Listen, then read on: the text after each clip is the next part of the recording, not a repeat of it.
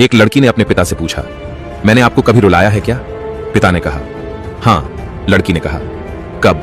पिता ने कहा, उस समय तुम करीब 1 साल की थी, घुटनों पर सरकती थी।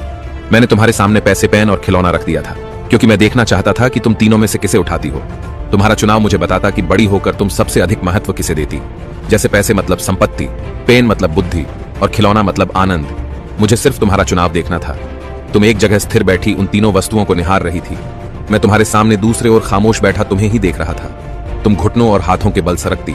आगे बढ़ी मैं अपनी सांस रोके तुम्हें ही देख रहा था, और क्षण भर में तुमने तीनों ही वस्तुओं को आजू बाजू सरका दिया और उन्हें पार करती हुई आकर सीधे मेरी गोद में बैठ गई। मुझे ध्यान ही नहीं रहा।